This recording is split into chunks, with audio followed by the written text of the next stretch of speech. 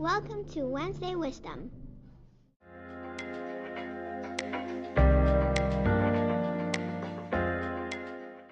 Good morning. This is Jos Visser, the author of Wednesday Wisdom, and this week's article is called The Gift of Time. A friend of mine called me the other day asking me for advice. This is dangerous business because all advice is autobiographical, and she is not me, I'm not her, and we're both happy about that. That said, I know her relatively well, and the question she asked me about is one that I have some experience with. Here's her dilemma, in my words. Yas, I'm fed up with it all and I want to take some time off to think about my next move. Should I? This is a sentiment that is not uncommon in people who have been working for a decade or more and who are starting to feel the hamster wheel. Sometimes there's also a life event at play that reinforces this feeling, like the death of a loved one or a major divorce. This is what happened to me a few decades ago, which prompted my first sabbatical. A major divorce is, of course, fundamentally different from a minor divorce. Running the risk of getting off topic a bit, there are two success models for marriage: early and often, and late and once. In the early and often model, you get married when you're 18, divorce when you're 19, marry again when you're 20, divorce when you're 20, interesting year, marry again when you're 21, etc. In this model, divorces are usually not a big deal because you have no assets, no kids, and no real estate. One of you needs to find another apartment, and that's about it. When marrying late and once, you probably have enough life experience to make a good partner choice, and there are usually no big personality changes in the pipeline anymore. Everything in between these two success models is asking for trouble, and the divorces that come out of this are major divorces, because by now there are often assets and kids, which tend to be sticking points. I'm speaking from some experience here. Anyway, careers are long and intense these days. If you are, for example, 45 years old and have been running in the hamster wheel for 20 years or so, you might start feeling exhausted. Part of this is because, biologically speaking, you are over the hill and it's getting harder to keep up, because this is not the type of hill where, once you're over it, you're picking up speed.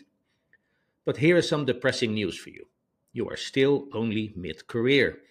I know it might not feel that way, but it is. Do the math. Chances are that by now you have acquired major responsibilities. Children, aging parents who need support, a no good sibling whose offspring needs help. You're not done working yet, but you really want to take some time off to figure a few things out. Recharge your battery, maybe learn a few new things, and take care of some business. Fortunately, your Uncle Yas is here to tell you that this is an excellent idea. But it's never really the right time, is it? You just got a new project, you hired a few junior engineers who need mentoring, you're training up a new team in India, the economy is terrible, and how you're going to explain that gap in your resume? Fortunately, your Uncle Yas is here to tell you that, regardless of the time, it is an excellent idea. In the early 2010s, I was exactly in this position. I'd been at Google for a while and had become stuck between some political infighting and reorganizations. I'd been promoted twice, had broken up with a long term girlfriend, and gotten a bit fed up working in a very narrow but deep field on services that were so big that I'd completely lost sight of the end to end cycle. I talked to a few recruiters, but nothing really excited me. A friend of mine had a startup idea, and I was intrigued by the thought of being responsible for an entire service, front to back. So I scraped all my vacation days together, took some unpaid leave on top of that, and disappeared for 3 months while traveling, thinking, and helping my friend investigate her idea. At the end of all that, I went back to Google, but with new energy and intent, because my time off had given me the opportunity to reflect, and I knew for sure that this is what I wanted to be doing, and this is where I wanted to do it. Sabbaticals are not necessarily about change, they're about clarity. That said, Google used to have a policy that after 5 years of employment, or whatever, I forgot the exact number, maybe it was 10, you could get a sabbatical of some non trivial amount of time. Again, I forgot the details. They stopped doing that because too many people didn't come back after the sabbatical. especially long-time Googlers who had done well in the IPO. Apparently, learning that there was a life outside of Google was not beneficial for retention. We all know that you get your best ideas when your mind is seemingly not on the task, but while in the shower, the gym, or when hiking around the Walensee. That approach might work well for smaller problems, such as how to implement a reasonable system of canarying using Terraform, but bigger problems, such as what to do with your life, need a bigger lake to hike around, one that might take weeks, if not months, to complete. If you don't like lakes, I might recommend the Camino de Santiago. We all know that taking a sabbatical is an excellent idea. Of all the people that I talked to about this topic, I was never the one who brought it up. Instead, everyone figured it all out by themselves. What they are looking for is permission. Fortunately, your Uncle Yas is here to give you permission. I have done two sabbaticals in my life. One bigger, about 9 months, lots of big problems to solve, and one smaller, the one I just spoke about. Both amazing experiences, one life changing and the other one life affirming. I'd recommend this experience to anyone. One of the major worries of people who are contemplating sabbaticals is that they might not be able to get back into their job, or any job for that matter. The first one might be a problem. The second one probably is not.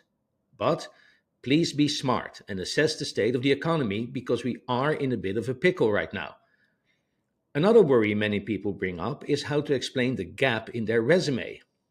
I wouldn't worry about that. It is definitely true that in the olden days, and even in these days in very traditional industries, potential employers cared or care about these things.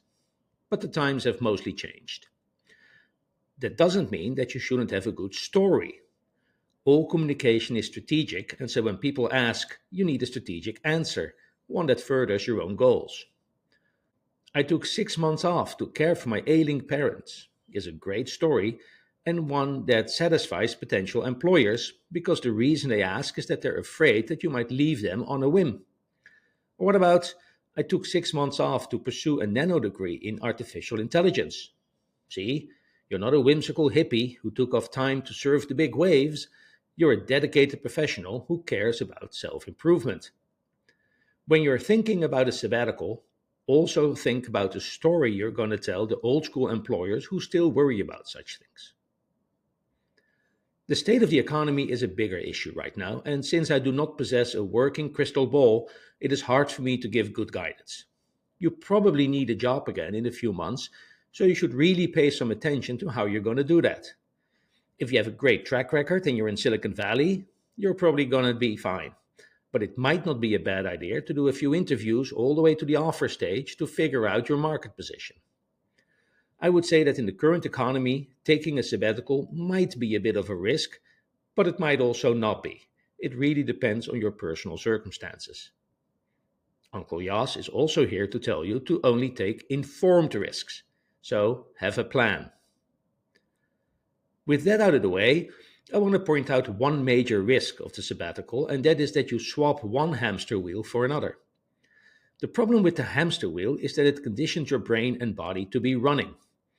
This is already problematic on the average weekend, as a lot of people, definitely me, get up on Saturdays at 7 a.m. all ready to kick ass, only to be confronted with 48 hours of enforced recreation. When taking a sabbatical, your mind and body are all too ready to exchange one hamster wheel for the other hamster wheel. So, in that 4 months, you might be planning to go to the gym every day, get your pilot's license, take a cruise to the Antarctic, read the collected works of Shakespeare, cook healthy food every evening, bake your own bread, and go to the art house cinema every Monday evening, half price tickets. That doesn't sound like much of a rest to me. Your work might be a stressful hamster wheel that you don't enjoy much anymore, but the opposite of stress is not fun, it is relaxation. So, in your sabbatical, plan to do nothing at all for at least a month. Just waste some time. Have a lie in, and maybe watch some Netflix. I can recommend The Good Place. During my first sabbatical, I would get up in the morning, walk over to Tasca Eulalia, which is a cafe bar opposite my apartment on the Avenida Marquez de Campo, flirt with the waitress, drink coffee, and eat a sandwich. There was half the morning gone right there. After this exertion, I walked over to the supermarket to buy something for lunch. In the afternoon, I would either take a nap to sleep off half the bottle of rosé that accompanied lunch, or I might take out my kite and go to the beach to fly it. All in all, a terrible waste of time. I loved it, and I highly recommend it because if there's something that all IT professionals need to do, it is take a big chill pill. The peace of mind that doing nothing creates is essential for figuring out the next step. In Woo speak, you need to get closer to yourself, and for that, you need lots of space and no distractions. You need clarity, not a few fun filled, action packed weeks. In my life so far, I've made lots of mistakes, but there are a few things I did well. Taking two very long breaks to figure out what I wanted to do at times when that was not at all obvious to me were among these. I can highly recommend it to anyone. It might be the greatest gift you have ever given yourself.